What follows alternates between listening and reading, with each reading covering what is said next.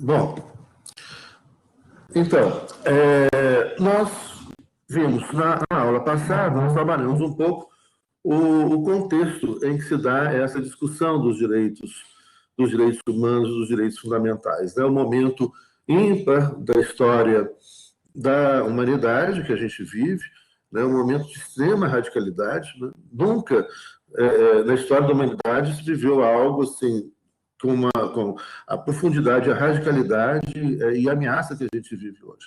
Então, é um momento também, como eu disse, muito importante para a gente criar, para construir o novo e para refletir sobre o que foi feito até agora. Essa reflexão é muito importante, inclusive para a gente poder discutir a construção do novo, né? E não cair novamente nos erros do passado. A história é fundamental, né? Como eu disse na aula passada, filosofia e história. Com filosofia e história, a gente faz tudo. Está todo o conhecimento ali, tudo vem da filosofia, né, e tudo necessita da história.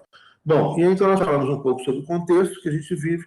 Hoje vamos começar a trabalhar, então, alguns fundamentos desses direitos humanos.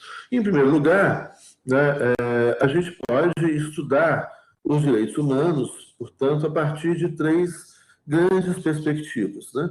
Como eu disse, né, essa matéria ela envolve a discussão com várias outras matérias, várias outras disciplinas do campo do direito, e não só do campo do direito. Né? Para a gente entender os direitos humanos, a gente precisa da história, da filosofia, não só da filosofia do direito, né? A gente precisa outros campos, né?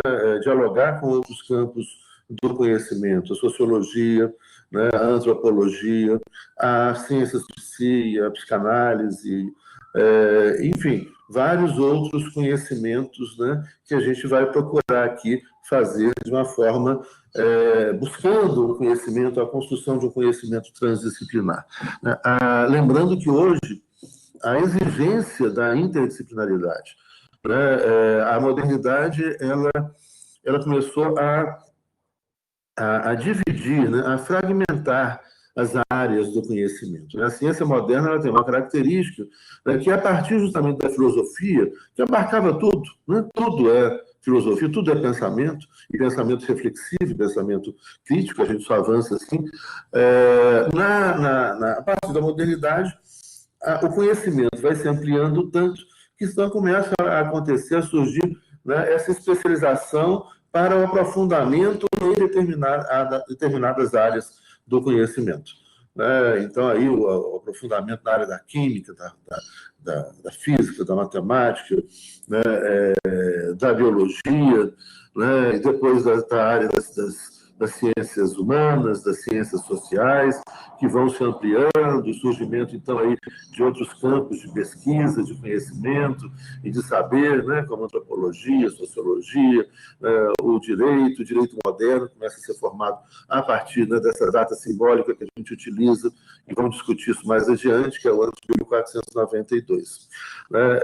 E aí, então, esse conhecimento começa a ser fragmentado. O que acontece? A gente aprofunda muito no conhecimento, mas essas áreas do conhecimento começam a não dialogar entre si. Né? Cada área começa a criar sua própria linguagem, seus próprios termos, sua própria racionalidade. Né? E o que acontece é que essas áreas vão ficando, então, cada vez mais isoladas. E vão ficando isoladas a tal ponto que, por exemplo, no direito, quando se falava, e ainda hoje, né, algumas pessoas ainda pensam assim, mas isso está sendo rapidamente ultrapassado, quando se falava em interdisciplinaridade no direito, você estava falando no diálogo entre o direito penal, o direito constitucional, o direito civil, o direito processual. Ora, isso é ridículo, né? Porque, na verdade, o direito ele é uma coisa só. Né? E o direito todo parte, né? Ou seja, o que é fundamental, básico para a gente entender o direito, primeiro a gente tem que compreender as disciplinas teóricas, né, são fundamentais, então a teoria do direito, a teoria da Constituição, a teoria do Estado, a filosofia do direito, que está aí na base, né, para a compreensão desse direito, e depois a gente vem com os ramos do direito, né, mas para facilitar a didática, para facilitar o aprendizado. Né, mas não quer dizer que eles não estão interdependentes, uma coisa não está ligada com a outra, e que o profissional do direito, né, ele deve conhecer, né, esse diálogo, né, entre essas diversas áreas do direito, e mais, né, hoje o profissional do direito, né, ele precisa conhecer outras áreas, né, como a área tecnológica, inteligência artificial. A gente trabalha, né, muito com programas de inteligência artificial nos escritórios atualmente, né, precisa conhecer psicologia jurídica, né, então esse diálogo com a psicologia é importante, o diálogo com a antropologia, com a sociologia, para entender as nossas sociedades, né, para a criminologia é fundamental, e eu diria para todos os outros ramos, né, do direito, né, um pouquinho de matemática para quem vai lá para o campo do direito tributário, etc. Ou seja, a verdadeira interdisciplinaridade é o diálogo que vai para além dos campos herméticos do direito antigo, né? Então, hoje tem profissionais, tem grandes profissionais, por exemplo, na área de direito de família,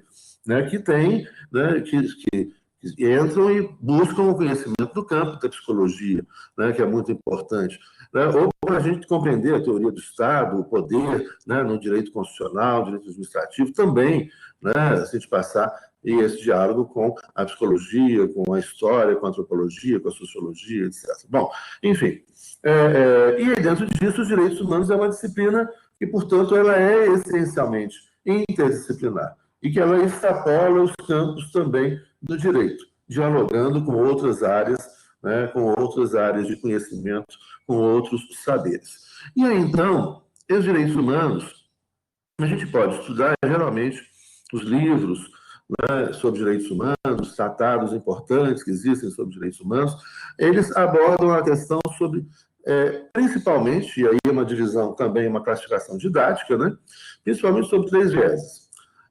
Primeiramente, né, uma perspectiva que é uma perspectiva filosófica, ou seja, como é que aparece, né, onde, quando começa a aparecer essa ideia de direitos que venham proteger as pessoas, né? O que é ser humano, né? O que é a humanidade. Então, essas reflexões todas começam no campo da filosofia. E estão aí, né, no campo da filosofia, não só da filosofia jurídica, como disse, mas da filosofia como um todo, né? E aí, então, essa história dos direitos humanos, numa perspectiva ocidental, né, que normalmente ela é estudada, né, por nós, depois nós vamos falar sobre esses conceitos de ocidentalismo, orientalismo, etc.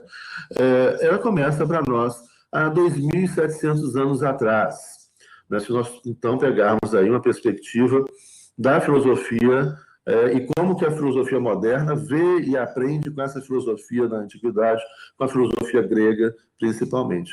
Então, aí, direitos humanos começa com essa ideia de direitos naturais, ou seja, a ideia de que existem direitos que são essenciais e compartilhados, essenciais à vida de todos os seres humanos, né? Então, isso pertenceria à natureza humana. A discussão que começa a ser feita aí é o que seria isso? Qual que é a natureza humana? Há uma natureza humana permanente, comum, que pertence a todos, né? Então, essa discussão começa lá com o pensamento grego, né? A ideia de um direito natural dentro de uma perspectiva cosmológica, ou seja, a ideia de que a perfeição que o cosmos, né? Que a nossa relação com o cosmos, com as estrelas, etc., isso seria algo imutável. Então, isso também é, do ponto de vista científico, né, e filosófico, absolutamente superado, né, o que a gente percebe hoje, né, e confirmado, reconfirmado, né, pela ciência, né, e em todas as indagações filosóficas, é de que nós somos seres históricos em permanente transformação, né? A gente vive num planeta que viaja a milhares de quilômetros por segundo, né, no universo em expansão, tudo se transformando permanentemente, e inclusive nós, como seres humanos, né, que estamos o tempo todo, né, biologicamente nos transformamos, o tempo todo muda, né, muda também a nossa compreensão, a nossa relação com o mundo. Então, nós somos seres em transformação, né? Isso seria uma péssima novidade, uma péssima ideia, né? Não é novidade que eu estou falando, né, mas uma péssima notícia para os conservadores, né, que querem que as coisas permaneçam como estão, e não tem a menor possibilidade, né, uma vez que todo o universo, toda a vida, e que nós mesmos estamos em permanente transformação, né? A gente, não só do ponto de vista biológico, né, como nossas células vão envelhecendo, etc., né? É assim como também do ponto de vista psíquico, né, do conhecimento humano, né? A gente acordou, começou mesmo dormindo, né? O nosso inconsciente está funcionando e está também nos afetando muito, né?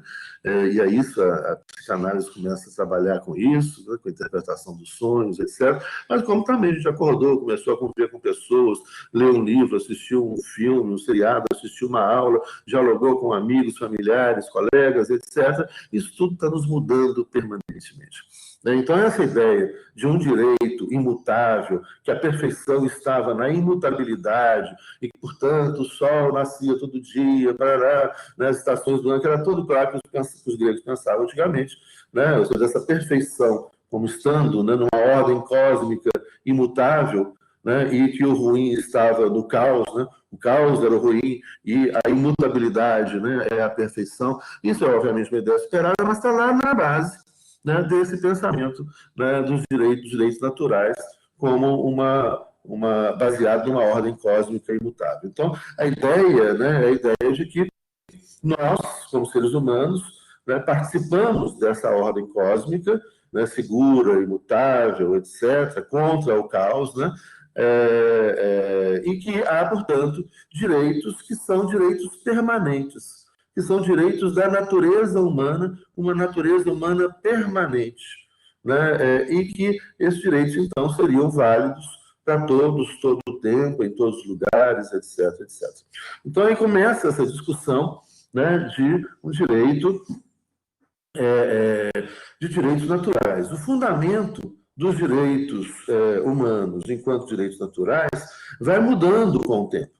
Então, no pensamento grego, né, vocês vão encontrar lá no blog alguns textos também sobre isso, né, na ordem, na sequência também, está tudo ali organizadinho, né, o JLQM, 1972.blogspot.com. Mas vai mudando o fundamento. Nessa ordem cósmica imutável, né, a gente entra numa perspectiva dos direitos naturais fundada na vontade divina. Né? Isso, então, aí já superando a antiguidade clássica, entrando na Idade Média, você tem autores importantíssimos, né? Como o Santo Agostinho, no início, né? O pensamento cristão, e São Tomás de Aquino, já para o final da Idade Média, também, né? Dentro da tradição cristã, dentro do pensamento cristão. E aí, discussões importantíssimas, né? E entre elas, uma que eu até acho que eu mencionei, nosso encontro anterior, né, sobre o mal, né, sobre a maldade. A gente precisa falar sobre a maldade, a gente precisa falar sobre o mal, né? E Santo Agostinho nos lembra, né, ele traz entre os vários conceitos filosóficos, né, do que é o mal, né, a maldade, né, e como que era em determinados momentos esse mal, ele penetra na sociedade, né, nas pessoas, né? O Santo Agostinho falava que o mal é a ausência, né? O mal é o vazio, né? Alguns usam até uma expressão, é o oco, né? É o vazio, é o sem sentido, né? É a ausência. Né? O mal é a ausência de bondade, o mal como ausência de empatia, o mal como ausência de amor, né? O mal como ausência de conhecimento, o mal como ausência de inteligência, o mal como ausência de humanidade. Aí entra o que a gente vai chamar desse conceito de humanidade.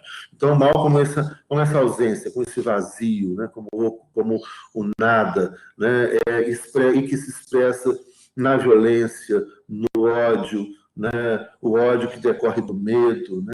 Então, essas reflexões aí do pensamento cristão, do pensamento de Santo Agostinho, são muito importantes a gente fazer no mundo hoje contemporâneo, onde há tanta maldade, né? Onde as pessoas, onde há tanta intolerância, há tanto medo, né? As fobias, né? Você tem aí o racismo, né? A fobia do diferente, a LGBTfobia, a homofobia, né? O machismo, ou seja, essas expressões que são expressões do mal, a expressão da violência contra o outro, da incompreensão com o outro, da não aceitação da diversidade, do desconhecimento, da ignorância, etc. O pensamento cristão, então, passa a ser, né, no pensamento cristão, o fundamento desses direitos humanos, portanto, ali, né, nesse período de 1000 anos, né, que é marcado pela historiografia como sendo a Idade Média, principalmente pela historiografia europeia, né, nesse momento, então, o fundamento desses direitos humanos é a vontade de Deus, é a vontade divina. Né? Então, e aí, lembrando a essência, né? A base do próprio cristianismo, né? Essência essa e base essa, nós estamos numa universidade católica, né, cristã, de que a essência ela é muito simples. Né? É fácil, né, entender qual é o objetivo, né, qual é a razão de ser, né, do cristianismo. É o amor. Né? E sem amor, com amor, não tem erro. Né? Eu digo isso muito, eu tenho 4 filhos, se a gente cria os filhos com amor, não tem erro. Se a gente trata as pessoas com amor, não tem como errar. Né? Amor, amor. Né?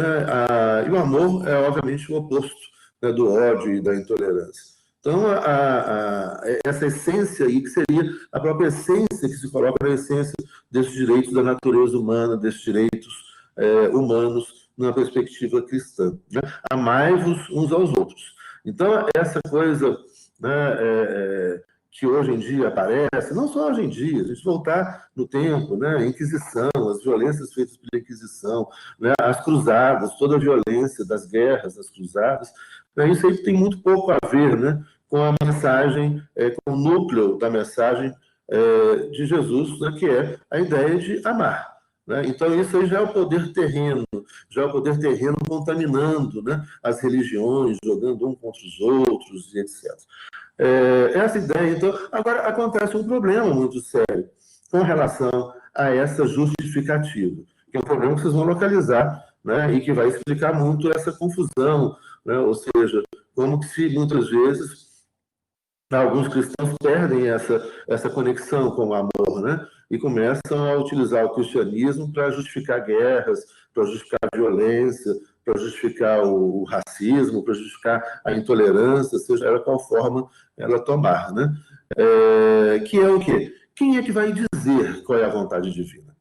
Então, aí, nesse segundo momento dos direitos naturais baseados na vontade divina, você tem um grande problema, né? Que é aquele autorizado a dizer qual é a vontade de Deus. E aí vai aparecer um monte de gente querendo dizer qual é a vontade de Deus. Olha, e é uma questão muito séria, né? Por quê? Olha, nós temos aqui na PUC, hoje, um curso de Ciências da Religião, né, excelente, com pós-graduação, mestrado, doutorado.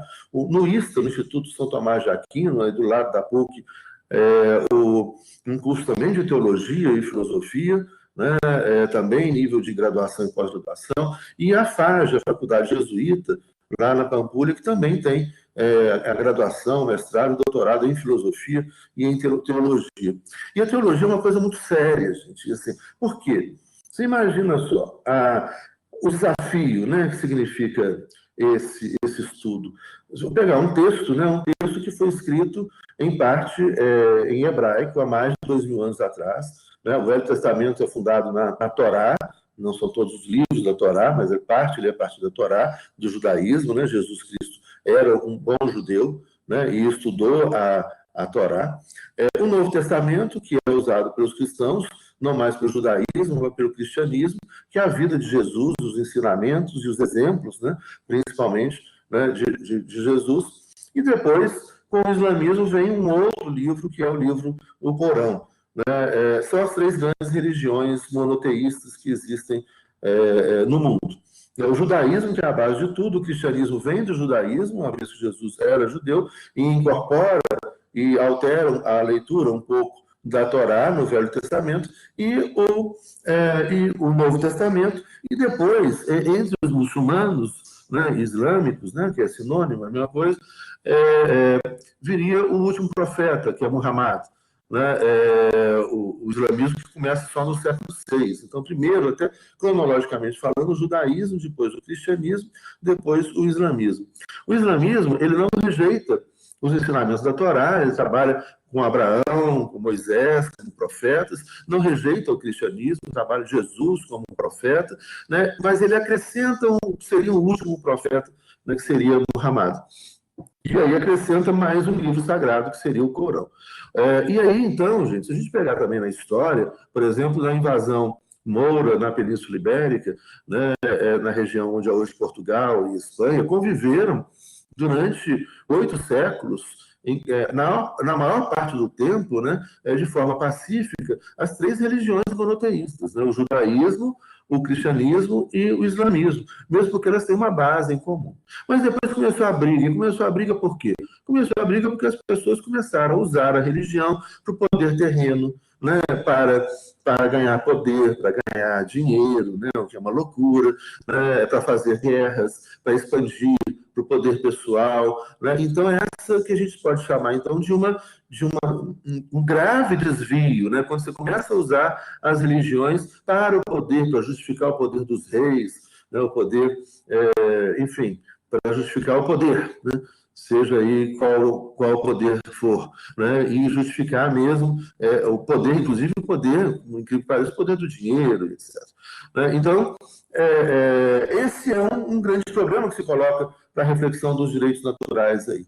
Né? São aquelas pessoas que se arvoram aos fiéis leitores e fiéis intérpretes do texto sagrado. Só para a gente ter uma noção da complexidade do que a gente está falando, né, a Bíblia ela foi traduzida para cerca de 2.700 idiomas. Em cada idioma, ela tem várias versões, o que significa, então, que são interpretações diferentes. Ou seja, quando você faz uma tradução de alguma coisa, você está interpretando. Não existe uma interpretação literal, você está saindo de uma cultura e do sentido das palavras em um tempo para um outro tempo. Isso, por exemplo, foi o que Lutero percebeu na Reforma Protestante, quando ele começa a traduzir a Bíblia, e ele que lia o aramaico, né, o grego antigo e o hebraico, ele começa, então, a traduzir a Bíblia para o alemão, que é um idioma moderno. E o que ele começa a perceber? Ele começa a perceber o óbvio. Fala, olha, no alemão existem várias palavras que não existiam no hebraico, no aramaico e no grego antigo. E o contrário também é verdade, ou seja, existiam várias palavras no hebraico, aramaico e grego antigo que não existe o correspondente no alemão. E aí, em qualquer outra língua moderna, no alemão, no inglês, no português, no francês, ou qualquer outra língua, né, que não se inclua dentro dessas línguas modernas europeias. Ou seja, cada cultura, em cada tempo, tem conceitos, tem vivências, tem sentimentos, né, tem experimentos, tem objetos que deixam de existir de um lugar para outro, de um momento para outro, ou objetos que aparecem e que não existiam antes, ou ideias que aparecem e não existiam antes. Então, o grande desafio é como é que eu vou traduzir? Como é que eu vou traduzir esse texto, né, que tem lá, né, que foi escrito na Antiguidade, dentro de um outro contexto, de uma outra realidade, onde não existiam de vários dos conceitos que existem hoje, ou dos objetos que existem hoje, ou das formas de viver, né, que existem hoje. Como é que eu vou traduzir para cá? Né? E o Lutero começa a perceber e falou, olha, muitas vezes, então, para eu falar de uma palavra, né, do hebraico, ou do aramaico, ou do grego antigo, eu preciso usar diversas palavras do alemão, ou do português, ou do inglês, do francês, ou de qualquer outro idioma que seja. Eu estou citando aqui os idiomas modernos, nós vamos falar mais adiante um pouquinho do conceito de modernidade, né, da hegemonia europeia. Então, eu vou falar, olha, no alemão não tem essa palavra. Então, explicar o que é essa palavra, eu vou precisar muitas vezes de 20, 30, 50, 100 palavras para explicar o significado daquela palavrinha ali. E vice-versa, né? Se fosse fazer o contrário, que não é o caso. Né? Então, aí que gera o grande problema, né? E a grande riqueza, profundidade e seriedade do que é um estudo teológico. Né? Eu ouvi uma dessas coisas chega pelo WhatsApp, você fala, olha, não preciso estudar mais nada, basta usar a Bíblia. Eu falo, olha, depende de como você leva em consideração o que é estudar a Bíblia. Estudar a Bíblia não é ler a tradução da Bíblia em português. Né? Então, estudar a Bíblia requer um estudo de gerações.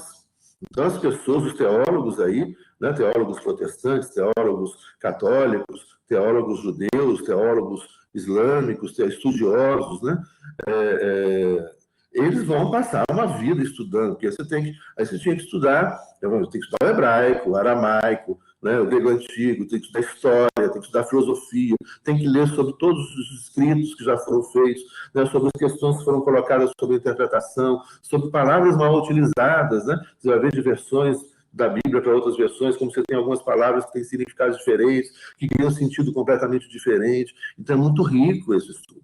É realmente um estudo para uma vida, é realmente um estudo para diversas vidas. Só que aí, então, né, algumas pessoas vão, né, de forma pelo poder e para exercer o poder sobre as pessoas, para assumir o poder do Estado, para se tornarem reis, né, para se tornarem, enfim, de alguma maneira assumir o poder, enganar essas pessoas vão se transformar ou vão dizer, olha, eu sei o real significado. É a minha religião, ou a minha seita, ou a minha linha de pensamento, ou não sei o quê, a verdade está comigo. Aí o outro vai chegar e falar, a verdade está comigo. Aí o outro vai chegar, a verdade está comigo. Aí vai chegar um monte de gente falando que a verdade está com ele. Aí todo mundo começa a brigar, vira guerra, vira ódio, vira raiva, vira intolerância. Né? E aí acabou, na verdade, a essência. Perdeu-se a essência. E a essência, ela é muito simples e muito bonita, né? Que é amar. Se a gente ama, não tem erro. E do amor não faz parte o ódio, a intolerância e a violência, em hipótese nenhuma. Né? Bom, e então, esse fundamento começa também a ser superado justamente por isso. Vai chegar um cara lá e falar, olha, os direitos naturais são aqueles que eu digo que são, porque eu li o texto sagrado, eu interpretei o texto sagrado dessa maneira, porque Deus chegou para mim e falou, porque Deus não sei o que lá, e aí a minha verdade está sendo... Então, direitos humanos, os direitos naturais, para mim, são esses. O outro vai chegar e falar, não, são aqueles, não, são eles. E aí começa a briga. E aí, então, a partir do século XVI, vem uma outra justificativa para esses direitos naturais.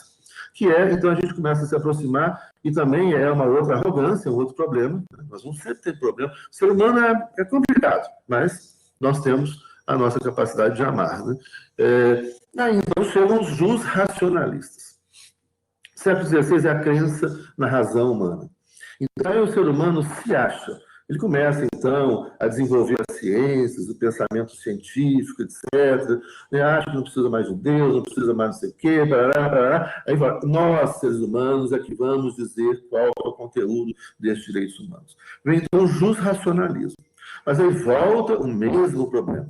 Qual é o mesmo problema? Entre os vários seres humanos, quais são aqueles que estão aptos a dizer quais são os direitos humanos, quais são os direitos fundamentais, quais são os direitos válidos para todos os seres humanos, se é que existem direitos válidos para todos os seres humanos. É uma outra discussão que a gente vai entrar.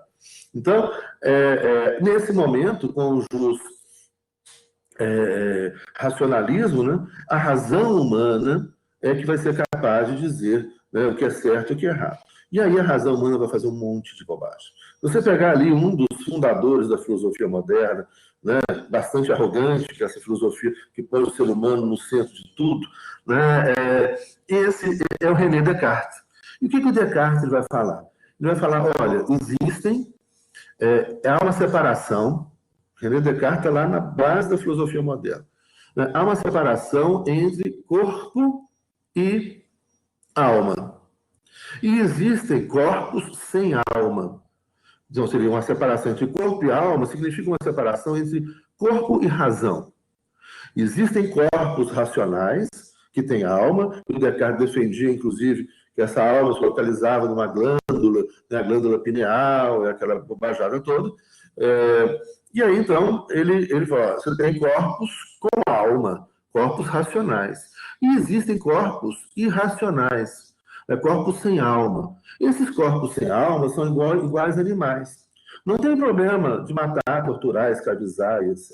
Ele não falou isso, né? Mas no momento que ele fala que existem corpos com alma, que esses corpos com alma são os corpos de quem? Dos homens, as mulheres não, dos homens brancos europeus.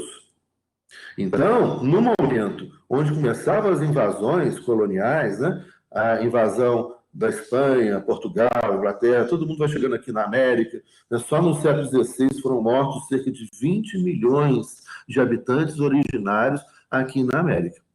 Então, a chegada dos invasores europeus, e não foi descobrimento, isso é uma bobagem, né? Pelo amor de Deus, isso aí é coisa de antigamente, né? Onde você não tinha tanta informação e estudo assim. Não foi descobrimento. Né? Você tem documentos, né, de hoje, de muito tempo, né, que mostram, por exemplo, que os chineses estiveram na América em 1426. Né? Você tem mapas dos árabes e dos chineses que já representavam a América ali. Não, aquele negócio é por acaso, descobriu por acaso. Não, a navegação portuguesa teve uma grande contribuição da ciência árabe, que naquela época era muito mais avançada do que a ciência europeia. Né? Você imagina só você fazer contas matemáticas com números romanos. Tenta fazer uma conta de divisão com algoritmo com os números romanos. Né?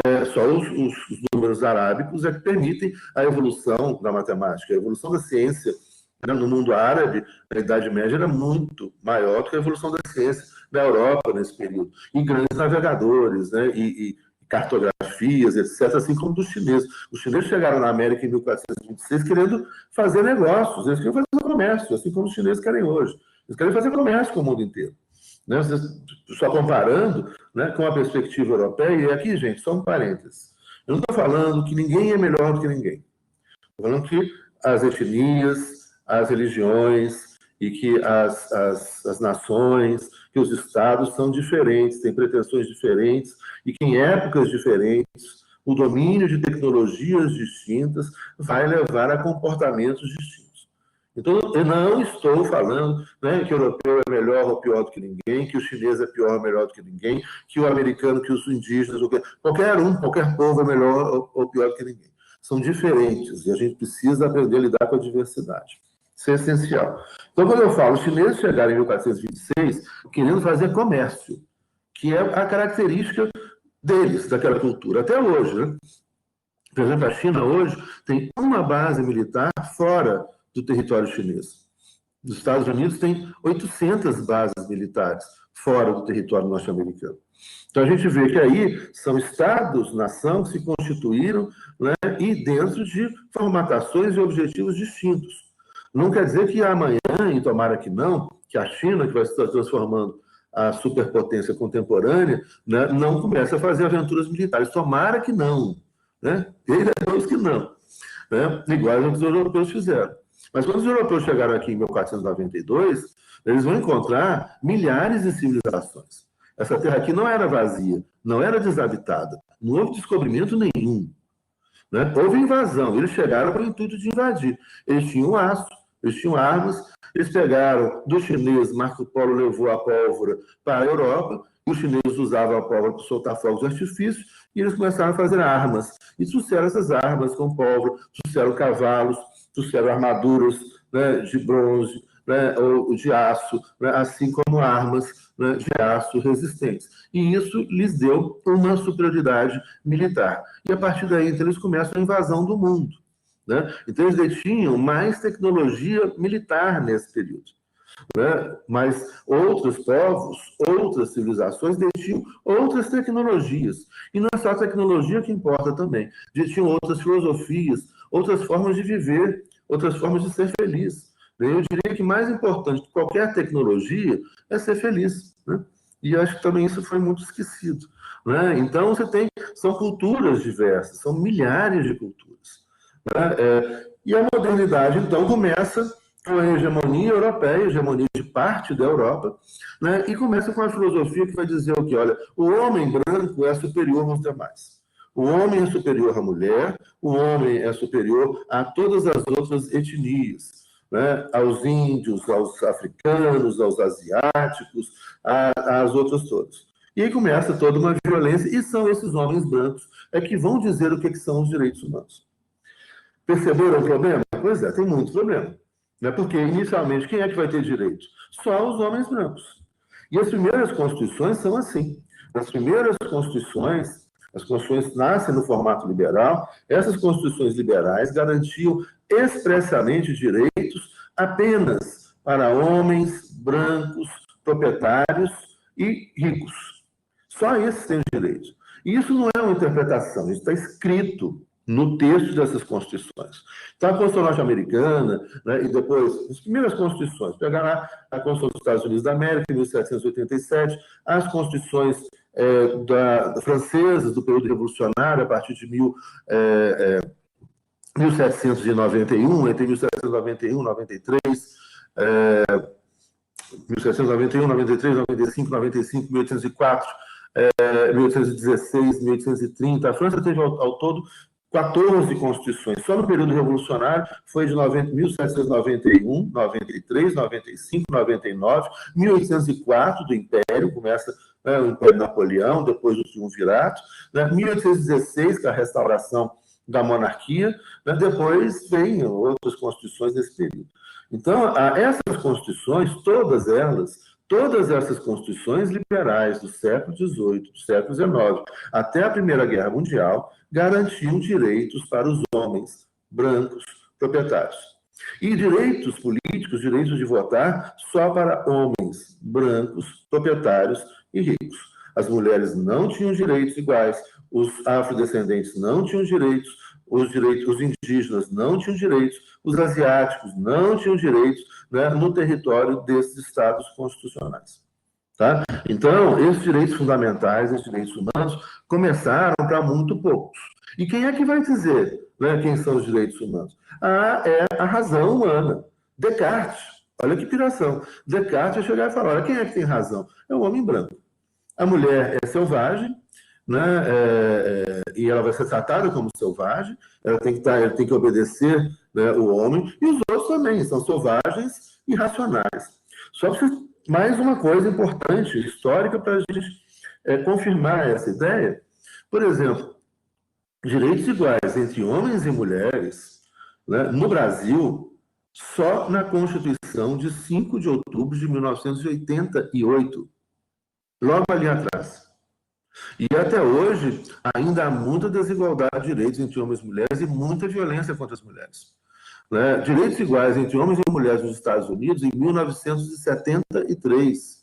Direitos iguais entre homens e mulheres na Suíça. Se pegar na Suíça, até pouco tempo atrás, existia uma instituição chamada Landsgemeinde, que é quando os homens, só os homens brancos, se reuniam em praças públicas para discutir os problemas da cidade. As mulheres ficavam de fora. Né? Então, a modernidade ela é extremamente excludente. Esse período que começa, né, a modernidade começa, nós vamos trabalhar de forma simbólica, né, o início da modernidade, do direito moderno, do Estado moderno, em 1492, né, essa modernidade ela só vai começar a incluir o outro considerado diferente, ou seja, o outro não branco e não masculino, né, principalmente no século XX. Alguma coisa começa no século XIX. Né? Uma informação interessante, por exemplo, está num livro que chama Forjando a Democracia, de um autor inglês chamado Geoff Eley. Nesse livro, Forjando a Democracia, Geoff Eley, nesse livro, ele traz a informação, editora Perseu Abramo, Forjando a Democracia, Geoff Eley. Nesse livro, ele traz a informação de que até 1914 só existiam 4 países, 4 estados, no formato moderno, né? 4 estados constitucionais com direitos políticos para as mulheres, com voto igualitário para as mulheres e para todo mundo, que era Nova Zelândia, a Austrália, a Noruega e a Finlândia. Finlândia, que é hoje considerada pela ONU, pelo sistema ONU, né, como um dos países do mundo com maior igualdade de gênero, né? E ela foi uma das primeiras a começar lá. Nova Zelândia foi a primeira, depois veio Finlândia, Noruega. Até 1910, só esses 4 países, segundo esse livro. Aí eu chamo a atenção, né, em toda a informação que eu trouxer para vocês aqui, eu tenho todo o cuidado, né, de conferir. Por quê? Porque já chamei a atenção na primeira aula, né, hoje a gente tem muitos blogs, muitos sites, né, na internet, onde há muita mentira, muita distorção, negacionismo, ignorância, desinformação. Ela está muito presente nos Facebook. Não se informe por Facebook, nem por notícias de WhatsApp. 90% é mentira. Nem a imprensa, infelizmente, também. Né? A imprensa brasileira ficou horrorosa, com algumas raras exceções, mente muito, distorce muito. Então, onde buscar informações sérias? Busque informações, né, onde há seriedade, né, no estudo das universidades, pesquisadores de anos de pesquisa, em universidades sérias pelo mundo afora, universidades sérias aqui do Brasil, em sites como o da Organização das Nações Unidas, que eu já recomendei também anteriormente. E, portanto, toda informação que eu trouxer desse tipo, né, que eu vou citar a fonte. Então, aí está o Geoff Ellis, né, e vou escrever para vocês aqui o nome do livro, a editora Perseu Abramo. O livro chama Forjando a Democracia. Que aí vocês conferem, né? Porque é difícil, gente. Hoje em dia está muito difícil, porque aí muitas vezes a pessoa vai, olha num blog, olha num lugar, etc. Ah, pessoa, mas não, isso não. Ah, porque a Terra é plana. Não. Né? Vamos buscar. O momento que a gente vive, que é um momento de negacionismo, um momento de muita ignorância. Nós vamos falar, o nazismo é de esquerda. Isso é de uma estupidez gigantesca, né? Não tem fundamento, nós vamos estudar o nazismo, né? E nem precisa culpar a esquerda pelo nazismo, não, porque a esquerda tem os seus pecados mortais também. Então, deixa os pecados mortais da direita com a direita e os pecados mortais da esquerda com a esquerda. O nazismo é de extrema direita. Deixa cada um com seus pecados, cada um com os erros, né? Porque todas essas formatações também modernas deram errado, geraram muitas mortes, milhões de mortes. Se chegar e falar, o fulano matou milhões, o ciclano também. Não, tal sistema matou mais milhões, outro sistema também. Então, nós estamos chegando ao fim, justamente, dessa era moderna que matou milhões. E por isso a gente precisa construir algo completamente novo, fundado. Hoje os direitos humanos são fundados na diversidade. E aí, então, a gente chega na última grande justificativa para os direitos humanos e os direitos fundamentais. Qual é? Uma justificativa democrática. Bom, também tem um monte de problema, porque tem um monte de problema com a democracia, né? E principalmente ultimamente, né, uma democracia com base, ou seja, onde a população não tem como se informar de forma séria, né? Então é só fake news, só mentira. Como é que você vai escolher alguém se a maioria das pessoas só se informam com base em informações falsas, né? Então, isso aí, um livro que vocês têm que ler, recomendei a aula passada, tem que ler esse livro, que é do Giuliano da Empoli. Eu mandei esse livro para vocês têm aí, né? Engenheiros do Caos. Onde esse livro, de forma científica, explica como são feitos os processos de manipulação da opinião pública, de distorção da verdade, né? Levando pessoas à ignorância do real, né? A negação do real. Né? Então, essa coisa, não houve, né? Não houve o Holocausto judeu, não aconteceu, não houve né? Não, tem muito documento, gente, tem muito documento, né? Que estão nos museus e universidades do mundo afora. Tem muita gente séria, tem muito livro sério, tem muito pesquisador, historiador sério. Então, não se informem nessas porcarias. Né? E eu leio esse livro, porque esse livro vai explicar como que o poder hoje, um poder de algumas pessoas autoritárias, intolerantes, gananciosas, né, vão enganar a gente, vão utilizar desse poder da mídia, vão utilizar dos algoritmos, né, para criar mentiras, para criar fake news, para jogar as pessoas, mergulharem as pessoas na ignorância. Então, é muito importante isso. Né? E lembrando uma vez aqui, mais uma vez, um psicanalista genial, né? O criador da psicanálise, que é o Freud. Mas a partir de Freud vem Lacan, que é um outro cara genial, e que ele fala muito das 3 paixões humanas, né? O amor, o ódio e a ignorância. A ignorância é uma paixão humana. Né? Porque a ignorância é aquilo, se a gente... tem pessoas que preferem e realmente estudar, conhecer, exige dúvida, exige incerteza, né? E isso cansa a cabeça da gente. Estudar é muito bom, estudar é maravilhoso. Eu não troco os estudos que eu fiz até hoje, e todo dia eu estudo muito, por nada, né? Por ignorância nenhuma. Mas a ignorância deixa numa situação de conforto. Você cria aquele mundinho pequenininho, né? Perfeitinho, arrumadinho, de mentira, de fantasia. Né? Então a ignorância é um mergulho na fantasia. Aí você cria esse mundo da fantasia, vive nesse mundo da fantasia e se fecha para o real, para a realidade. Só que isso está gerando muito problema para o mundo.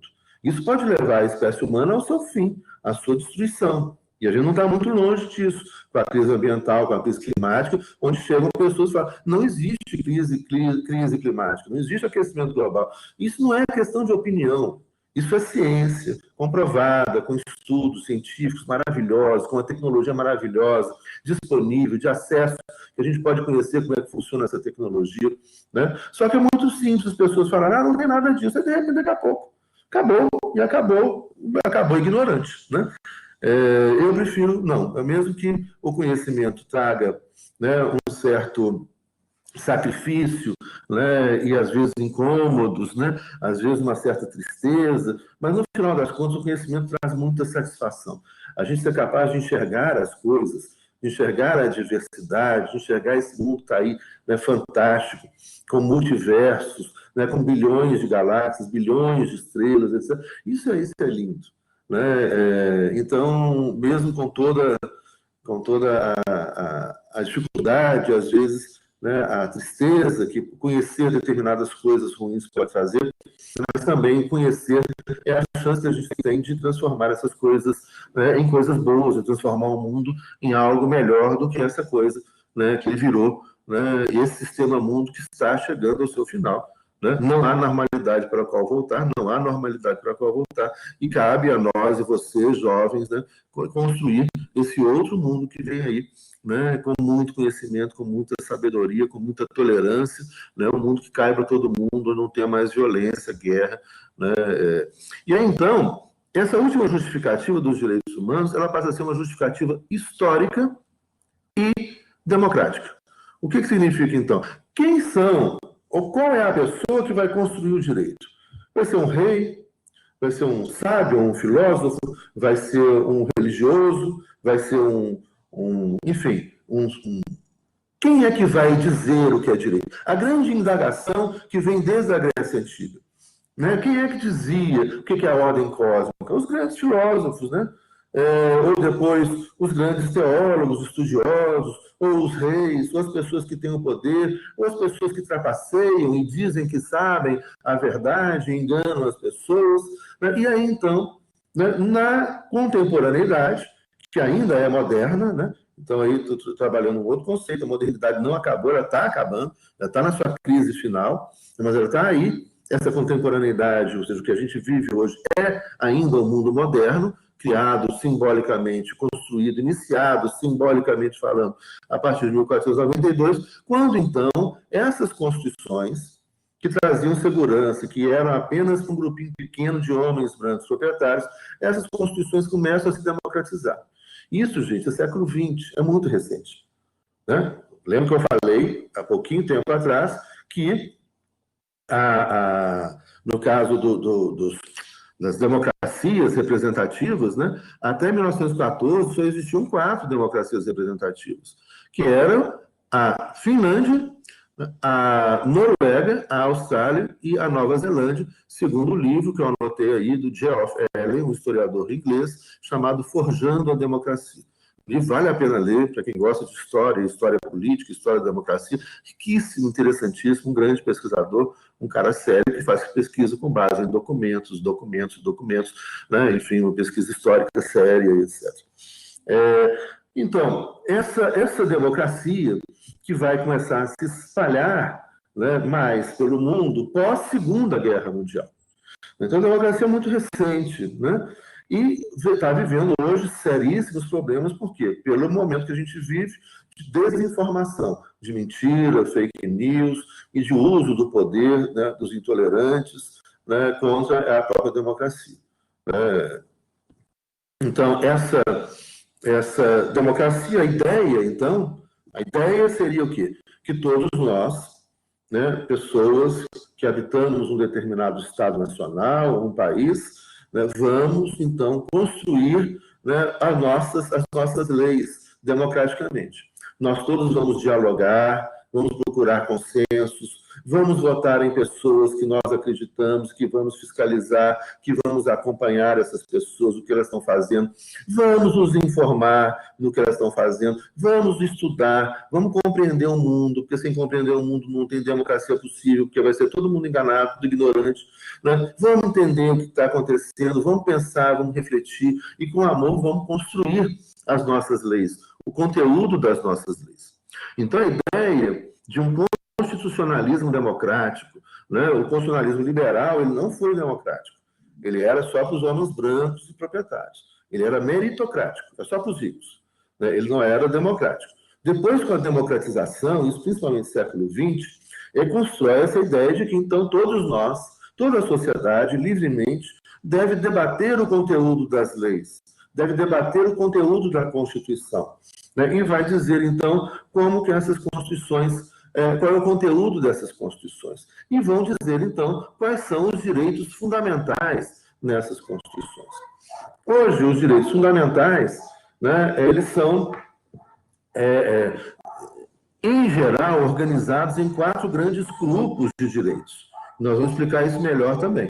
Mas eles são organizados em 4 grandes grupos de direitos fundamentais. Os direitos individuais, né, de origem liberal, como os direitos à vida, à liberdade individual, à propriedade privada, à segurança individual, à intimidade, à privacidade.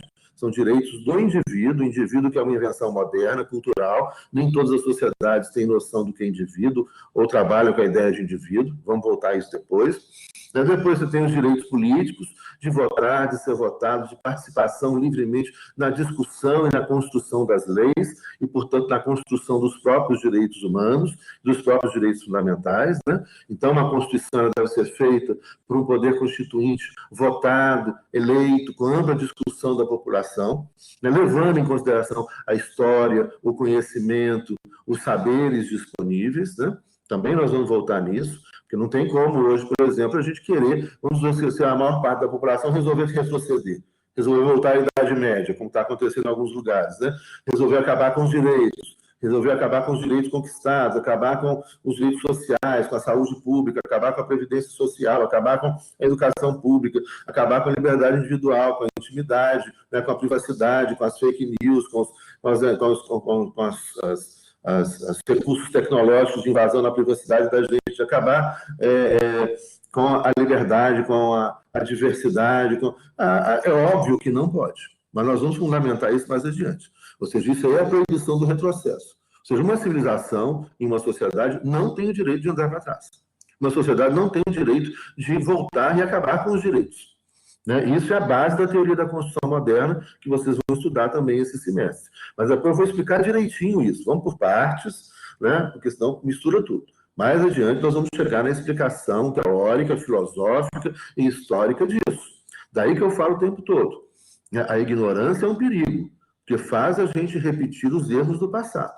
Então, quando as pessoas vão se reunir, debater, discutir, elas têm que estar informadas, elas têm que ter conhecimento da história desses direitos, né? Elas têm que estar libertas da ignorância, do preconceito, do ódio, da raiva, senão dá tudo errado, né? Senão anda para trás.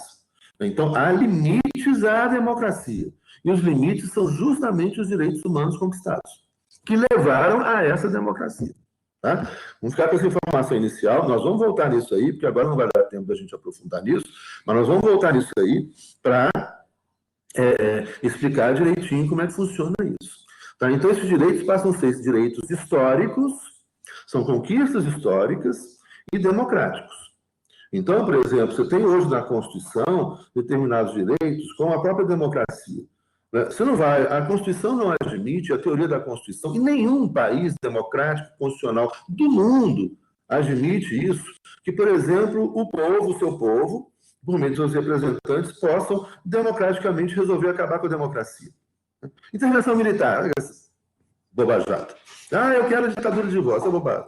Isso é desconhecimento histórico, isso é ignorância. E aí a Constituição vai chegar e falar, não pode, sabe por quê? Porque isso já foi experimentado. E isso não funcionou. É mais ou menos assim, como se a gente pegar aqueles alertas que vêm, né? Isso é uma coisinha de álcool aqui. Mas, por exemplo, vem escrito aqui, não beba esse álcool. Ou vem assim, vamos supor que você seja um frasco de veneno, e tem escrito, não consumir, porque você vai morrer. Mas aí você é uma pessoa tão curiosa que resolveu, eu vou consumir isso sim. E você vai morrer. Aí a bula do remédio vai justamente dizer o quê? Fala, olha, não precisa. Pois é, Zé Henrique, justamente, aí vai morrer. Né? E aí, então, a bula do remédio serve para isso. O médico que estudou, o farmacêutico que estudou, o químico que fez o remédio com o farmacêutico que estudou, o químico, o farmacêutico responsável por esse produto aqui, vai chegar e falar, olha, não beba, se você beber, vai te fazer mal à saúde. Não beba, se você beber, você vai morrer. Aí a gente lê a bula do remédio. E a gente só toma o remédio se o médico mandar. Isso que é a Constituição. A Constituição, nesse sentido, ela tem uma bula que vai chegar e falar, olha, vocês, quando elaboram a Constituição Democrática, vocês podem colocar os direitos, ampliar os direitos, etc. Mas não podem retroceder. Sabe por que vocês não podem tirar direitos? Porque viver sem esses direitos, direito à saúde, educação, previdência social, liberdade, democracia, né, emprego, remuneração justa, etc., esses direitos, ele já foi experimentado no passado uma sociedade que viveu sem esses direitos. E as pessoas sofreram muito, ela não funcionou. E olha que ela foi tentada em vários lugares do mundo, e nunca funcionou. Então aí a Constituição chega e parte de um mínimo para a democracia. Chega e fala, olha, para abaixo disso aqui não tem jeito, porque já foi tentado e as pessoas morreram. Não consuma ditadura, que vão morrer, e não funciona. Nenhum país do mundo foi ou teve sucesso com uma ditadura militar. Nenhum. A Suíça tem 800 anos de democracia. Nunca teve uma ditadura militar. E olha como é que está a organização da Suíça. Pega os estados que viveram, por exemplo, eu não vou citar estados aqui, pode parecer preconceituoso, não é a minha intenção de jeito nenhum, mas se começar a pensar aí nos estados que tiveram ditadura, imagina como é que está a situação política e econômica deles. Não funciona. Aí a Constituição chega e fala, olha, não experimenta isso. Sabe por quê? Porque não vai funcionar. E não funcionou por causa disso. Aí entra a história. Né? Aí entra a história e fala, então agora vocês vão construir direitos, mas partindo desses direitos que vocês já receberam aqui como herança. Porque as gerações passadas, os nossos pais, avós, bisavós, tataravós, etc., lutaram, morreram, sofreram para conquistar esses direitos. Né? E eles deixaram aqui escrito para a gente, na história que eles construíram. Falaram, olha, não experimenta de novo o que a gente viveu, né? Que não funcionou. Né? Eu estou falando aqui enquanto sociedade. É lógico, né, que a gente vai ouvir muitas vezes, né, eu não tenho mais avô, né, mas não sou avô ainda. O meu pai já faleceu, mas minha mãe está lá, vivona, com 99 anos de idade. Gente, impressionante, ela vai fazer um século de vida. E ela viveu, né, tudo. Imagina, ela nasceu após a Primeira Guerra Mundial, né, não é isso? Vamos fazer. E 1921 foi que ela nasceu, isso. É isso mesmo, gente. Se eu estiver errado na conta aqui, 99 anos, isso mesmo. Sou péssimo em matemática. A interdisciplinaridade é importante. Mas é uma matemática simples. E ela viveu pós-Primeira Guerra Mundial, ela viveu a ascensão à Segunda Guerra Mundial, ela viveu pós-Segunda Guerra Mundial, ela viveu a Guerra Fria, né? Ela viveu Getúlio Vargas, ela viveu... Nossa Senhora! Né? Agora... o que a gente fala aqui também no ponto de vista da experiência pessoal. Né? Que ela teve uma vida muito boa, meu pai tratava ela assim, cuidava. Então, ela não se preocupava durante muito tempo assim, com a política, ela não se informava tanto. Então, ela chega para perguntar para ela, minha vida foi muito boa na época da ditadura. Né? Mas só que foi a vida dela, a gente vai ter que pegar isso, né, como um coletivo. Para a maioria das pessoas foi boa ou foi ruim? Quantas pessoas morreram?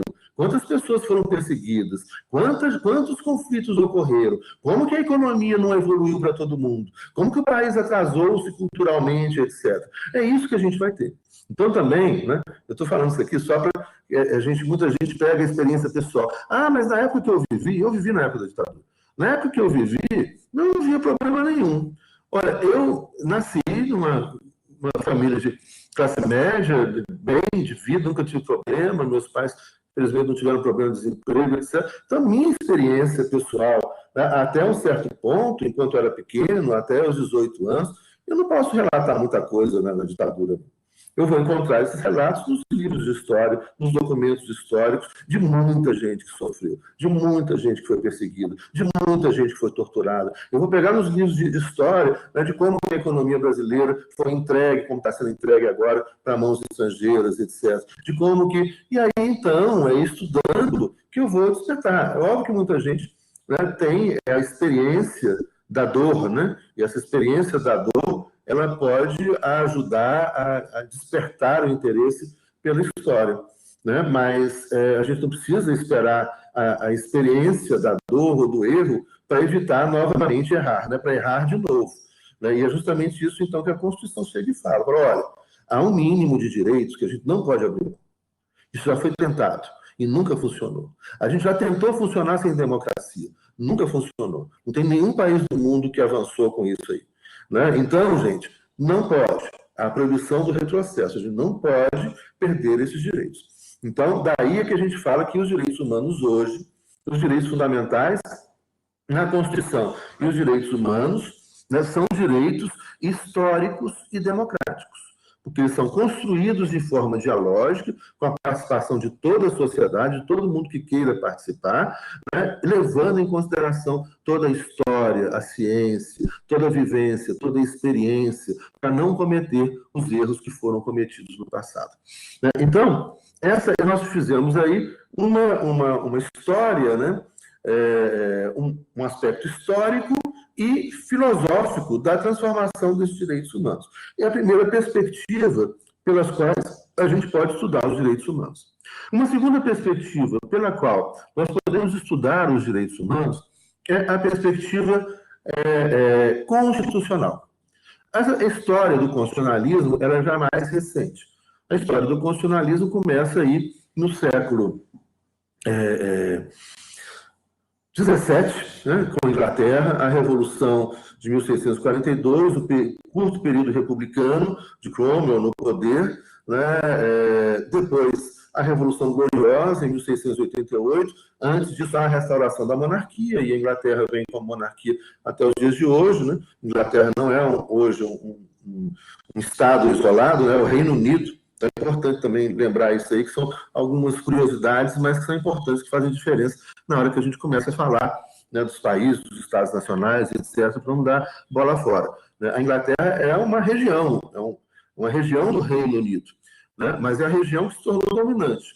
Né? Ela impôs a sua cultura, seu idioma e sua forma de organização para o resto do Reino Unido. E o Reino Unido hoje é composto pela Inglaterra, né, onde está Londres, que é ali do sul da ilha da Grã-Bretanha, né? Ainda no sul da ilha da Grã-Bretanha, do lado oeste, tem o país de Gales, que é menor. Então, a população da Inglaterra pega aqui, você tem um contorno, vocês olham o mapa. O país de Gales aqui, né, que é um povo celta, que fala um gaélico, que não tem nada a ver com o inglês. Você tem o povo inglês, que é a maior parte da população, então no sul da ilha, né, compartilhando ali o extremo sul com o país de Gales, né, mas onde está uma área industrial poderosa, como Manchester, Liverpool, Londres, e ali está a maior parte da população, né, e ali é a grande base, a sede do Império, Londres. No norte, uma região menos habitada, muito, muito fria, linda, maravilhosa, uma cultura linda, que são os escoceses, povo celta também, que fala o gaélico. E antes a Irlanda fazia parte também do Reino Unido, mas aí, na década de 1960, é criada a República da Irlanda, de maioria católica, um Estado republicano católico, mas do norte da Irlanda há uma pequena região chamada Irlanda do Norte, capital Belfast, que integra o Reino Unido. Então, hoje, o Reino Unido é o Reino Unido da Inglaterra, país de Gales, Escócia e Irlanda do Norte. Então, a Inglaterra não é um Estado. Então, terminologicamente falando, a Inglaterra é uma região do Reino Unido, a Grã-Bretanha é a ilha, onde está a Inglaterra, o país de Gales e a Escócia, e falta ainda para completar o Reino Unido atual, né, essa pedacinho, não é um pedacinho tão pequenininho assim, não, mas é um pedaço pequeno de terra, no norte da ilha da Irlanda, que é a chamada Irlanda do Norte, que integra a União. Né? E aí, então, né, começa, lá naquela época, a construção do constitucionalismo inglês. Depois nós vamos falar um pouco a respeito do constitucionalismo inglês, de como ele se constitui, que é muito interessante, muito rico essa história. Depois do século XVIII, vem a Revolução norte-americana, em 1776, que é a Guerra de Independência.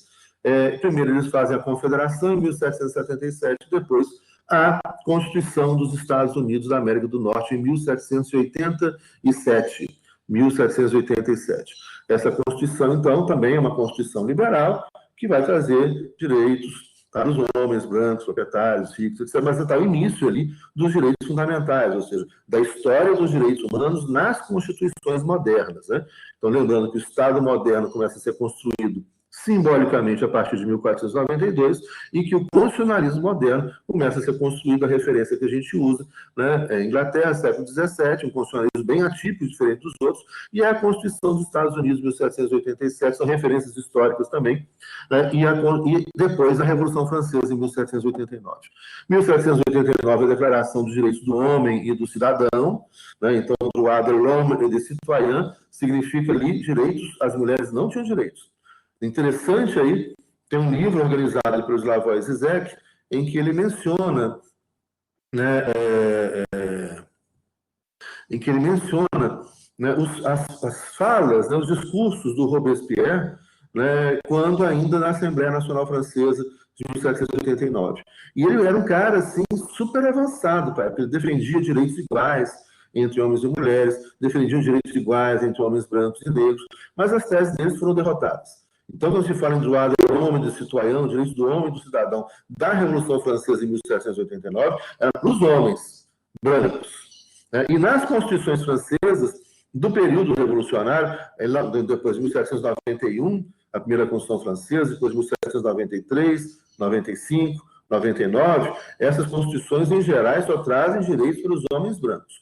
Teve uma exceção, que foi em 1793, então, a primeira Constituição é uma Constituição girondina, que é a direito do processo revolucionário. São os grandes proprietários, os homens brancos, ricos. Vão fazer uma Constituição para eles, né? Quem vai ter direito nessa Constituição de 1791 são os homens brancos, ricos, e mais a classe média, a burguesa, a pequena burguesia, vai ter também alguns direitos. Depois de 1793, vem a Constituição Jacobina, que era a esquerda do processo revolucionário.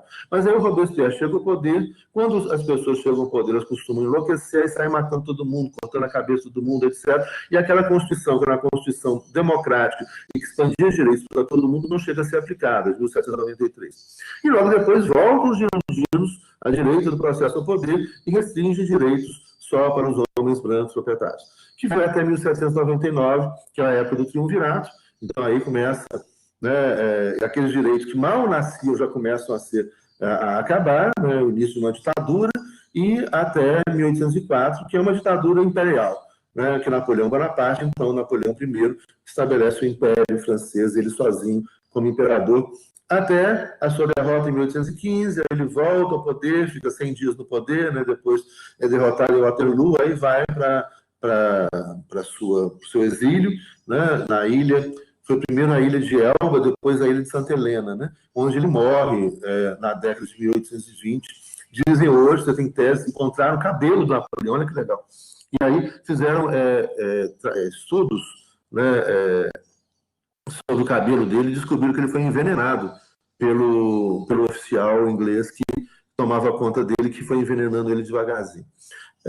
Bom, mas isso é outra curiosidade. Assim, e aí você tem o período da restauração na França, em 1816, onde volta a monarquia, e essa Constituição francesa, inclusive, ela inspira a Constituição brasileira, a primeira Constituição brasileira de 1824, né, que é uma Constituição liberal também, não democrática, imperial, mas que declara direitos individuais para os homens brancos e proprietários. Bom, então, né, a história do constitucionalismo, início, nós vamos tratar, na perspectiva constitucional, esse constitucionalismo. Então, nós vamos trabalhar 3 paradigmas constitucionais, por meio dos quais nós podemos estudar os direitos fundamentais e os direitos humanos. O primeiro paradigma é o paradigma liberal, onde esses direitos fundamentais e os direitos humanos, na perspectiva constitucional, que são os direitos fundamentais. Repetindo, quando a gente fala em direitos fundamentais, nós estamos falando em direitos humanos em uma perspectiva constitucional. Então, direitos fundamentais são sinônimos de direitos humanos previstos na Constituição dos países. Direitos humanos né, na perspectiva filosófica, eles nascem dentro da perspectiva de direitos naturais, e depois vão passar a ser chamados direitos humanos, né, na contemporaneidade. E no direito internacional, direitos humanos são direitos humanos mesmo. Né? Bom, então, já tem um monte de gente aí ficando offline. O povo já cansa mesmo, gente. Por isso que não dá para ser o tempo todo de falação minha. Eu já vou parar aqui para depois vocês fazerem as perguntas, tirarem as dúvidas e depois vejam. Eu vou deixar esse vídeo, já vou baixá-lo à noite. Hoje à noite mesmo eu ponho disponível lá no meu blog. Então, quem quiser rever, quem não aguentou ver tudo, ouvir tudo, está lá essa minha matéria inicial, que é muito cheia de detalhes. Então, essa segunda perspectiva é a perspectiva constitucional. E na perspectiva constitucional, nós vamos estudar 3 paradigmas constitucionais. O paradigma liberal, onde esses direitos fundamentais, que são os direitos humanos, na perspectiva constitucional, esses direitos fundamentais são apenas os direitos individuais. Os liberais, direitos individuais só são os direitos de liberdade individual, propriedade privada, intimidade, privacidade, esses direitos individuais. Depois vem o paradigma social e democrático durante e após a Primeira Guerra Mundial.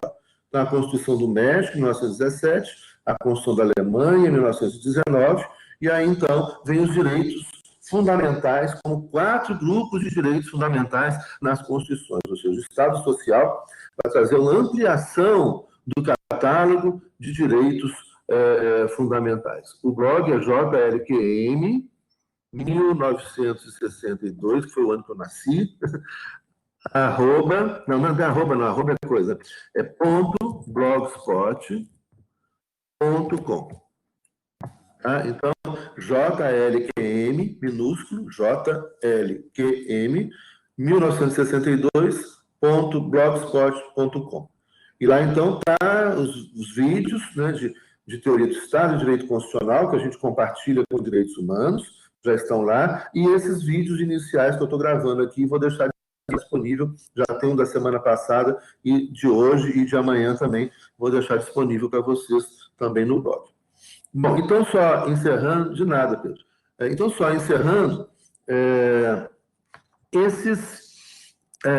são 3 perspectivas.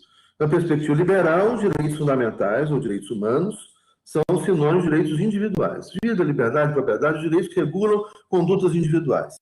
Lembrando que o individualismo é uma invenção cultural da modernidade, dos últimos 500 anos. Os direitos sociais, as constituições sociais, a primeira do México, em 1917, depois da Alemanha, em 1919, onde você tem, então, o surgimento, além dos direitos individuais de origem liberal, os direitos políticos, que foram conquistados pelos trabalhadores no século XIX, movimento sindical, movimento trabalhista, o direito a voto para as pessoas pobres, que não podiam votar no Estado liberal, só os ricos podiam votar. Né? Então, os direitos políticos passam a ser integrantes dos direitos fundamentais, passam a ser direitos fundamentais da pessoa. Depois, os direitos sociais, então aí entram os direitos que são dever do Estado oferecer. Isso é a grande novidade após a Primeira Guerra Mundial, quando o modelo liberal de Estado abstencionista, de Estado que não se preocupa com o bem-estar social, não oferece saúde, não oferece educação, tudo é privatizado. Então, só as pessoas que tinham dinheiro que podiam usufruir da saúde, da educação, né, da previdência. Agora, esse Estado, né, que surge pós-Segunda Guerra Mundial, primeiro no México, 17, depois na Alemanha, em 1919, esse Estado social vai começar a garantir direitos sociais, saúde pública, educação pública, previdência social, transporte coletivo, moradia. Esses direitos passam a ser políticas públicas obrigatórias feitas pelo Estado. O Estado tem que oferecer esses direitos para as pessoas. Então, você ampliou muito o catálogo de direitos. Agora, direitos humanos, direitos fundamentais, além dos direitos individuais, que já surgiram lá na Inglaterra, nos Estados Unidos, e nas constituições liberais, mas que inicialmente era só para os homens brancos, e proprietários e ricos, e agora passa a ser para todo mundo, também você tem os direitos políticos de votar e de ser votado. Que inicialmente só os homens brancos, proprietários e ricos podiam votar. Agora também todo mundo pode votar. E você ainda tem direitos que não existiam, que só os homens brancos tinham, porque eles tinham dinheiro para pagar por eles. E agora o Estado deve oferecer para todo mundo. Saúde pública, educação pública, previdência social, transporte coletivo, moradia, né, e outros direitos sociais que vão surgindo no decorrer do tempo. E, por último, né, vão surgindo os direitos econômicos, ou seja, o Estado passa a ter o dever de oferecer, né, políticas públicas de geração de emprego, né, de remuneração justa. Né, as pessoas no século XIX, na época do Estado liberal, ganhavam uma miséria, mal dava para comer. Então, agora o Estado passa a estabelecer um salário mínimo, passa a estabelecer políticas de repartição de riqueza, de geração de oportunidade para as pessoas, de trabalho para as pessoas. Então, os direitos econômicos passam também a serem considerados direitos fundamentais da pessoa humana nessas constituições sociais. No Brasil, a nossa primeira Constituição foi liberal, 1824, a segunda foi liberal, 1891, então significava que nessas duas constituições não tinham direitos sociais, saúde, educação, previdência, nada disso, não tinham direitos econômicos, né, salário mínimo, políticas de geração de emprego, de remuneração justa, não tinha nada disso, né, e na primeira o voto era censitário. Na segunda Constituição de 1891, já começava a referência constitucional ao voto livre, embora na República Velha, né, você tinha aquelas fraudes eleitorais onde mineiros e paulistas se revezavam no poder com sucessivas fraudes eleitorais até a Revolução de 1930, e aí, então, em 1934, a primeira Constituição Social brasileira. Bom, e por fim, a última perspectiva pela qual nós podemos estudar os direitos humanos é a perspectiva internacionalista. Aí a história é mais recente. Aí essa história começa com a pós-Primeira Guerra Mundial, né, Tratado de Versalhes, e em 1919 também, no Tratado de Versalhes de 1919, a criação da Organização Internacional do Trabalho e dos Direitos Trabalhistas e Previdenciários. Então, no direito internacional, esses direitos humanos começam numa ordem invertida. No direito constitucional, primeiro os direitos individuais, depois os direitos políticos. Então, alguns falam de direitos de primeira geração, os direitos individuais, segunda geração, os direitos políticos, terceira geração, os direitos sociais e econômicos. Já no direito internacional, que aí, então, no direito internacional, nós temos direito internacional dos direitos humanos, né, começa pelos direitos trabalhistas, pelos direitos sociais e econômicos. Começa lá pelos direitos trabalhistas, pelos direitos previdenciários, a formação da Organização Internacional do Trabalho e toda uma discussão de base de garantia para as pessoas que trabalham direitos socioeconômicos. Por quê? Porque essas pessoas do liberalismo, onde o Estado não regulava a economia, nem garantia direitos sociais, as pessoas eram obrigadas a trabalhar 16 horas por dia, 14 horas por dia. Né? E uma coisa é uma pessoa que faz um trabalho que gosta, trabalhar 14 horas por dia. Eu amo o meu trabalho, eu tenho uma sorte danada que eu trabalho no que eu gosto. Né? Mas só que a maioria das pessoas, infelizmente, não tem a possibilidade, né? Como a sorte e o esforço, estudei muito, fiz concursos, eu trabalhei muito para chegar ao que eu estou aqui, estudei, mas tive a chance de poder construir, né, uma vida que me levasse a um trabalho que me dá prazer. Mas muita gente é obrigada a fazer trabalhos que são trabalhos extremamente desgastantes. Não que o trabalho de professor não seja muito desgastante. O cansaço mental, né, ele é muito grande. E a gente tem que sempre estar estudando. Todo dia eu estudo. Mas eu gosto. Embora eu fique cansado, eu gosto. Agora, você tem muita gente que é obrigada a trabalhar em trabalhos que muitas vezes ela não gosta. Mas é o trabalho que tem, ou trabalhos que afetam gravemente a saúde, ou trabalhos repetitivos, onde ela faz o tempo todo a mesma coisa, etc. Então, você trabalhar 16 horas numa coisa que você não gosta, ou você trabalhar 16 horas numa fábrica de tecidos, com um barulho enorme, né, trabalhando com aquele trabalho repetitivo, fazendo a mesma coisa o dia inteiro, a mesma coisa, né, isso é um inferno. Né? Então, né, deixar de balela, esse papo furado, eu amo meu trabalho, eu trabalho 16, ótimo, você ama. Só que a maior parte das pessoas não tem a possibilidade, né, de escolher, né, não teve a sorte, né, e a questão de sorte, sim, né, não teve a sorte de poder escolher o trabalho. Né? Muitos escolhem, vão lá, conseguem, conquistam, mas outros não conseguem, porque não é assim, porque não tem, primeiro porque não tem trabalho para todo mundo. Né? E o trabalho que as pessoas possam gostar também são cada vez menores, né? Porque é inteligência artificial e etc, etc. Então, né, esse discurso liberal, é muito simples, é muito fácil falar que um empresário trabalha 16 horas por dia, ótimo, o negócio dele, ele trabalha do jeito que ele quer, da hora que ele quer, não tem ninguém enchendo o saco, não tem patrão enchendo o saco, ótimo.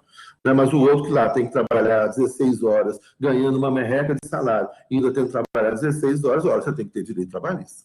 E aí, então, os direitos trabalhistas são protegidos pelo direito internacional e protegidos pela Organização Internacional do Trabalho.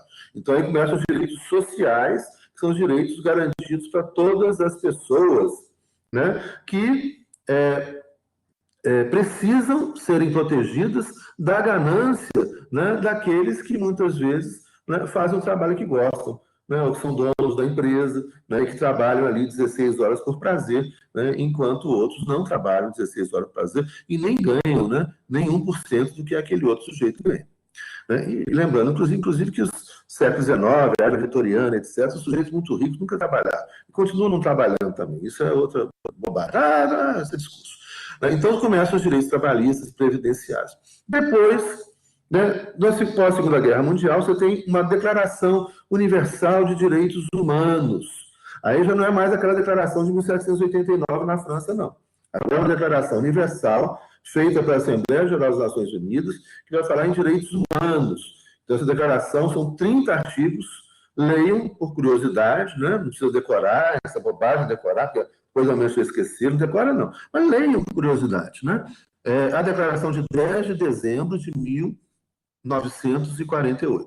E ali, então, tem desses 30 artigos, você tem 20 artigos que dizem respeito aos direitos individuais, de origem liberal, e 8 artigos que dizem respeito aos direitos sociais, econômicos e políticos. Né? Alguns deles surgem durante o Estado liberal, com as reivindicações dos trabalhadores, e outros direitos que vêm do pensamento também de defesa dos direitos dos trabalhadores, do pensamento socialista, etc. Então, uma outra coisa importantíssima, gente, para vocês não esquecerem: direitos humanos são políticos. Direito é político. Isso é básico. Quem é que faz o direito? São os políticos. Quem é que faz as leis? São os deputados, são políticos, eles são eleitos por partidos políticos.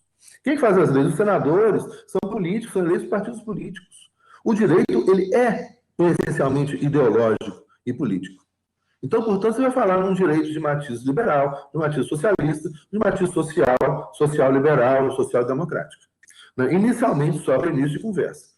Né? A ONU e o constitucionalismo, quando a gente fala em constitucionalismo social e democrático, nesse constitucionalismo você tem a influência do liberalismo, que são as liberdades individuais, que inicialmente é para esses homens brancos proprietários, a influência do socialismo, com os direitos trabalhistas, previdenciários, saúde pública, educação pública, né? E com esses direitos são misturados aqui num grande centro, né, que seria híbrido, que é o constitucionalismo social e democrático. Hoje, os estados mais avançados do mundo, né, com maior bem-estar social, com maior índice de desenvolvimento humano, com mais respeito aos direitos humanos, são os estados sociais e democráticos. Suécia, Noruega, Finlândia, Dinamarca, Alemanha, menos um pouco, mas também. Né? E esses estados são estados híbridos, ou seja, eles garantem saúde pública gratuita para todo mundo, né? Garante educação pública gratuita para todo mundo, garante previdência social, o sujeito aposenta ganhando mais do que ganhava quando trabalhava, né? Garante direitos trabalhistas. Hoje a Finlândia reduziu a jornada de trabalho para 4 dias por semana e 6 horas por dia. A jornada semanal da Finlândia é de 24 horas. A Alemanha reduziu a jornada de trabalho. Então não tem essa alucinação de a pessoa tem que trabalhar 16 horas por dia e morre quando trabalhar e não tem como aproveitar o dinheiro que trabalhou. Né? Isso não é muito inteligente. Então são estados sociais e democráticos. Eles misturam a ideia da liberdade individual, dos direitos individuais de origem liberal, com os direitos políticos conquistados no decorrer da existência do Estado liberal, com os direitos sociais de origem socialista, pensamento socialista, social-democrata, saúde pública, educação pública, transporte, moradia, né, que vão dar dignidade. Então, aí, no direito internacional, a gente já encontra esses quatro grupos de direitos já na Declaração de 1948, mas ali ainda fortemente influenciado pelos Estados Unidos. Vamos lembrar que a Declaração, né, de Direitos Humanos, né? Ela foi liderada pela esposa do presidente Roosevelt. Ela foi discutida em São Francisco, na Califórnia, nos Estados Unidos. Então, tem muita gente, e aí vem muito disso da ignorância, do preconceito. O preconceito vem da ignorância, então as coisas estão correlacionadas, né? A ignorância que gera o preconceito, que gera o medo, que gera o ódio, que gera a agressão. Né? E aí tem muita gente que fala, direitos humanos é coisa de bandido, direitos humanos é coisa de comunista. Não, gente, direitos humanos surge com o liberalismo. Direitos humanos foi patrocinado pelos Estados Unidos. Direitos humanos foi discutido nos Estados Unidos. E a Declaração de Direitos Humanos nasce com a forte influência norte-americana. Então, os direitos humanos hoje são fortemente liberais e sociais. E eles sofrem também, depois, com a história, influência do pensamento socialista, né? Que também não é coisa de comer criancinha. Né? O que é o pensamento socialista? É que todo mundo tem que ter o direito à saúde pública, universal de qualidade, que todo mundo tem que ter o direito à educação pública, universal de qualidade, que todo mundo tem que ter direito à previdência social, né? Que todo mundo tem que ter direito à moradia, que todo mundo tem que ter direito à dignidade. Tá? Então, vamos deixar esse preconceito, que o preconceito vem da ignorância, e preconceito gera raiva, ódio mesmo, né? E vamos, né, estudar, né, sem medo. E vamos estudar com coragem, trazendo conhecimento. Depois, para terminar, então, na década de 1960, vem os pactos de direitos humanos. Nessa época, o mundo ainda estava dividido em dois grandes impérios. Os dois grandes impérios trouxeram muita coisa ruim, muita morte, muita violência, invasão, guerra, mas também esses impérios tinham alguma coisa que prestava ali, né? Porque senão não subsistia. Né? Então elas trazem o Império Norte-Americano, Império Liberal, a ideia dos direitos individuais e políticos, da democracia representativa, e o Império Soviético, que trazia a ideia de saúde universal, pública, gratuita, de educação universal, pública, gratuita, etc. São duas concepções de direitos fundamentais, duas concepções de direitos humanos, que estão em briga ali na década de 60. Em 66, então, vem o primeiro pacto de direitos civis e políticos, que é um pacto de influência norte-americana, de origem liberal, que são os direitos individuais, vida, liberdade, propriedade, segurança, etc., os direitos políticos de votar e ser votado. E vem um segundo pacto, com a influência da União Soviética e do pensamento socialista, que são dos direitos sociais, né, saúde pública, educação pública, universal, previdência social, etc. E ali mostra muito essa divisão do mundo. Né? De um lado, uma perspectiva liberal, individualista, de direitos, do outro lado, uma perspectiva comunitária, coletivista, de direitos. Na década de 1970, a Assembleia Geral das Nações Unidas, então, por fim, né, com a dissidência dos Estados Unidos e da União Soviética, por fim, os povos, os países, né, a grande maioria dos países vai declarar o quê? Que esses direitos, né, os direitos individuais e políticos, que são chamados direitos de liberdade, e, do outro lado, os direitos sociais e econômicos, que são os direitos de dignidade, né, que esses direitos são indivisíveis. Em outras palavras, de que não é possível, isso é óbvio, né, gente? Isso é óbvio, que não é possível liberdade sem dignidade, que não é possível dignidade sem liberdade. E que, portanto, os direitos humanos são aqueles direitos que foram gestados, que nasceram com o liberalismo, com o socialismo, com a social-democracia, com as lutas políticas, com as reivindicações políticas, com os erros e acertos da história da humanidade, né, do constitucionalismo no decorrer do século XVIII, XIX e XX.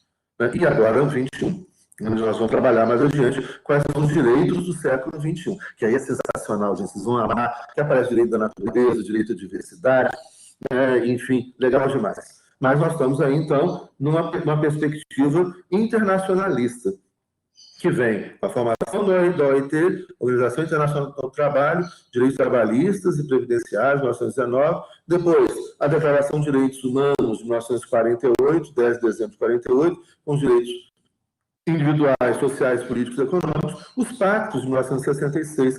E, então, essa história continua na década de 70, discussão ambiental, né, os direitos difusos, nós vamos chegar a isso nas próximas aulas. Bom, gente, falei demais, não vai dar tempo para pergunta, né, mas eu prometo que na hora de amanhã eu vou dar muito tempo para a gente conversar e para vocês perguntarem. Tá? Mas eu embalei aqui, aproveitei para deixar gravada essa parte da matéria, tem detalhes importantes, revejam e digam para os colegas que não conseguiram ficar ouvindo, né? É muita falação, né? Muito tempo. que assistam no blog, vocês podem ir dividindo, assista 15 minutos, depois mais 15 minutos, depois mais 15 minutos, no final você chega na matéria toda. Mas é uma parte importante e que, inclusive, ajuda vocês a responderem aí a primeira questão do primeiro questionário. Né? Então, lembrando que no primeiro questionário são 12 questões. A aula de hoje foi a primeira questão do primeiro questionário. Bom, gente, grande abraço a vocês, até amanhã, tudo de bom. Né? E amanhã, gente, a gente promete que a gente vai estar um tempo para debater, para vocês falarem, para vocês perguntarem, né? E tirarem suas dúvidas todas, tanto da aula de hoje quanto do que vocês assistiram, né, dos vídeos e textos que vocês assistiram no blog ou dos livros que estão lendo.